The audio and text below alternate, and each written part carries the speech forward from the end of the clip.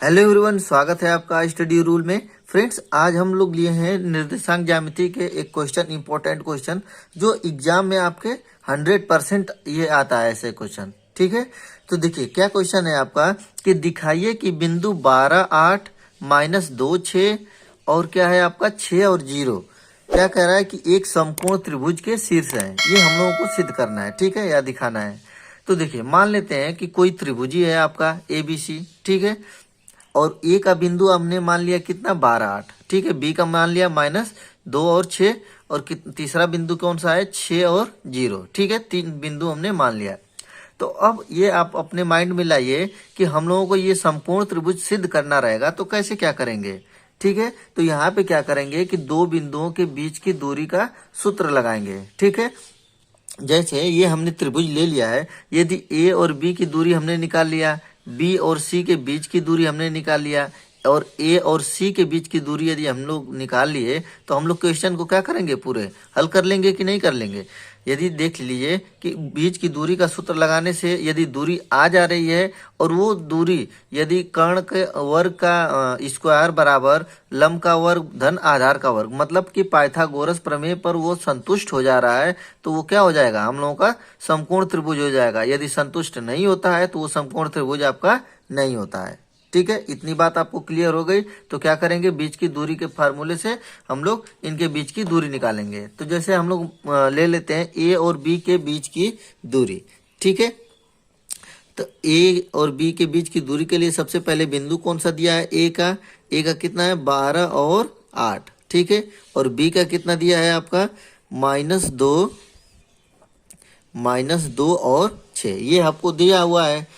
तो फार्मूला आपका क्या होता है x1 और x2 और y1 और y2। तो इसमें लिख लेंगे क्या x1 y1, ठीक है। पहला बिंदु को हमने x1 y1 ले लिया, ये हो गया आपका x2 और y2। फार्मूला क्या होता है, लिखेंगे यहाँ पे AB इक्वल टू रूट में क्या होता है x1 माइनस x2 का whole square plus y1 minus y2 का होल स्क्वायर, यही फार्मूला होता है आपका। अब रख दीजिए इसमें x1 और x2 की वैल्यू। तो देखिए यहाँ पे x1 हमने मारा है कितना 12, ठीक है, तो 12 हो जाएगा, ये माइनस है, माइनस लगा लीजिए।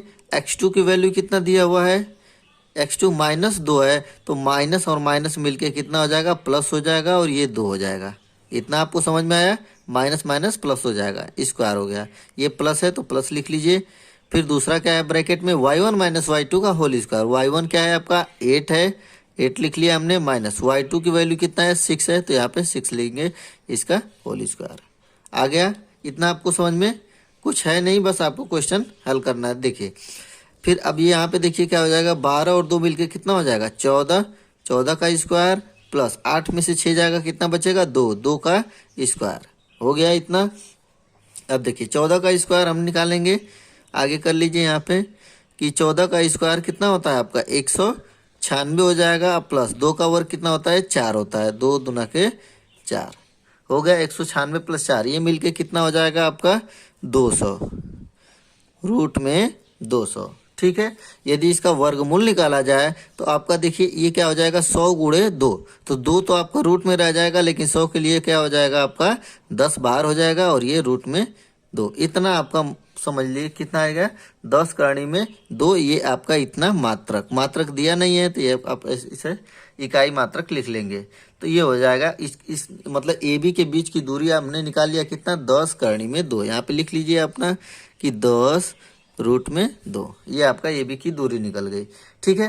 वैसे ही हम क्या करेंगे, बी और सी के बीच की दूरी निकालेंगे, ठीक है। तो यहाँ पे करते हैं बी और सी के बीच की दूरी। देखिए बी का दिया है आपका कितना बिंदु दिया है बी का -2 और 6, और सी का दिया हुआ है आपका 6 और 0, ठीक है। यहाँ भी आप कर लीजिए x1 x2 x1 y1 x2 y2, ठीक है। फार्मूला लिखेंगे, फार्मूला बी और सी, यहाँ पे हम लोग डायरेक्ट करते हैं, फार्मूला नहीं लिखते हैं, ठीक है। तो फार्मूला क्या होता है x1 माइनस x2, x1 क्या है आपका -2 माइनस x2 कितना है 6 है, तो ये हो जाएगा x1 माइनस x2 का होल स्क्वायर प्लस फिर क्या होता है ब्रैकेट में y1 माइनस y2, मतलब कि y1 क्या है आपका 6 है, y2 कितना है 0 है, तो ये हो जाएगा आपका 6 माइनस 0 का होल स्क्वायर। हो गया इतना आपका। अब देखिए अब क्या करेंगे, अब देखिए यहाँ पे हो जाएगा आपका रूट में -2 और -6 मिलके कितना हो जाएगा -8, तो -8 का स्क्वायर हो जाएगा -8 का स्क्वायर कितना होता है 64, तो ये यहाँ पे लिख लेंगे 64 प्लस हो जाएगा। ठीक है, देखिए -8 गुणे -8, ये माइनस माइनस क्या हो जाएंगे प्लस हो जाएंगे, और 8 का 8 64 हो जाएगा। ठीक है, इसलिए हमने लिख दिया यहाँ पे 64, प्लस है तो प्लस, ये 6 माइनस 0 बराबर 6 ही हो जाएगा। 6 का स्क्वायर कितना होता है आपका 6 छड़ा के 36। ठीक है, अब इनको क्या कर देंगे, जोड़ लीजिए आप, जोड़ देंगे तो कितना हो जाएगा आपका 100 हो जाएगा। ठीक है, 6 + 4 ये 100, तो अब 100 का वर्गमूल कितना होता है आपका, हम जानते हैं कि 100 का वर्गमूल कितना होता है आपका 10 होता है, तो यहाँ पे लिख लेंगे 10, मतलब कि BC हम लोगों की निकल गई 10, तो यहाँ पे लिख लेंगे BC बराबर 10। ठीक, अब हमको निकालना है कितना AC। ठीक है, तो AC के लिए लिखेंगे A का बिंदु दिया हुआ है कितना 12 8। ठीक है, 12 8 दिया है, और C की जो बिंदु है कितना है 6 और 0। हो गया, यहाँ से AC की निकालेंगे दूरी, तो AC बराबर हो जाएगा रूट में x1 माइनस x2। x1 कितना है 12, x2 कितना है 6, तो 12 माइनस 6 का स्क्वायर प्लस, और क्या हो जाएगा y1 माइनस y2। y1 कितना है आपका 8 है, 8 माइनस 0 का स्क्वायर। हो गया, इतना समझ में आ गया आपको, बस अब हो गया आपका क्वेश्चन हल। देख लीजिए 12 माइनस 6 मतलब कितना हो जाएगा 6, और 6 का स्क्वायर कितना हो जाएगा 36, ये प्लस है तो प्लस लिख लेंगे। 8 माइनस 0 बराबर 8 ही हो जाएगा, और 8 का स्क्वायर कितना होता है 64, 8 64। अब देखिए इनको हल कर लीजिए, इनको भी जोड़ेंगे तो कितना हो जाएगा 100 हो जाएगा। ठीक है, 100 हो जाएगा, और 100 का वर्गमूल होता है कितना आपका 10। ठीक है, तो ये हो गया 10 मात्रक हो गया है? और यहाँ पे लिख लेंगे हम लोग AC की वैल्यू कितना आ गई 10। ठीक, अब इतना तो हो गया, आपका वैल्यू निकल गया सभी लोगों का। अब देखिए क्या करेंगे हम लोग,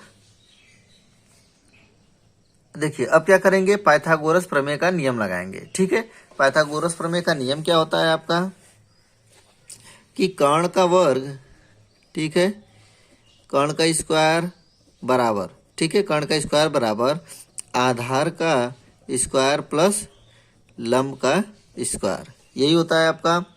अब देखिए अब क्या करेंगे कि दो बिंदु आपका दिया हुआ है, कौन सा है 10 10, और एक है आपका 10 करनी में 2, यही आया है आपका। देख लीजिए, देखिए हमने तो ये आपका ये जो फिगर है हमने ऐसे ही मान लिया है। ठीक है, तो लेकिन ये क्या करेंगे लंब और आधार इन दोनों को लेंगे, क्योंकि ये दोनों क्या है यहाँ पर छोटे हैं। ठीक है, यही होता है ना कि बड़े बड़े बड़े भुजा की वर्ग का स्क्वायर बराबर छोटे दोनों छोटी भुजाओं का वर्ग के बराबर होती हैं। ठीक है, ये भी ध्यान देना है आपको, ये कोई ज़रूरी नहीं है, मैंने फिगर तो ऐसे मान लिया था कि ये ए बी है, लेकिन ये वाला 10 करनी में 2 आपका क्या होना चाहिए, ये AC की वैल्यू होनी चाहिए, तभी तो होगा आपका। ठीक है, लेकिन हम लोगों को बस दिखाना है इन दोनों का वर्ग करके, यदि हम लोग इसके बराबर ला देते हैं तो ये हम लोगों का क्या हो जाएगा समकोण त्रिभुज हो जाएगा। ठीक है, तो यही हो जाएगा आपका कितना देखिए आधार कितना है हमने आया है 10 ही आया है, और ये भी कितना आया है 10 आया है। तो देखिए इन दोनों का स्क्वायर करेंगे तो कितना हो जाएगा ये 100, और ये भी स्क्वायर करेंगे तो कितना हो जाएगा 100 100 100 मिलके कितना हो गया 200। ठीक है, 200 हो गया, और हम लोग जानते हैं कि कर्ण जो आया है कितना आया है 10 करनी में 2। अब इसका भी स्क्वायर एक बार कर लीजिए, देखिए 10 का स्क्वायर करेंगे तो कितना हो जाएगा 100, और कड़ी में 2 का स्क्वायर करेंगे तो 2, इधर भी देखिए कितना आ गया 200। मतलब कि ये दोनों क्या हो जा रहे हैं इसी पे पाइथागोरस प्रमेय पे क्या हो जा रहे हैं एकदम संतुष्ट हो जा रहे हैं। इसका मतलब ये जो तीनों बिंदु है ये क्या है, ये आपके समकोण त्रिभुज के शीर्ष हैं। ठीक है, यही हम लोगों को सिद्ध करना था। तो ये आप लोगों को वीडियो कैसा लगा प्लीज़ लाइक कीजिए, यदि आप मेरे चैनल पे नए हैं तो प्लीज़ चैनल को सब्सक्राइब करिए। मिलते हैं अगले वीडियो में, तब तक के लिए जय हिंद जय भारत।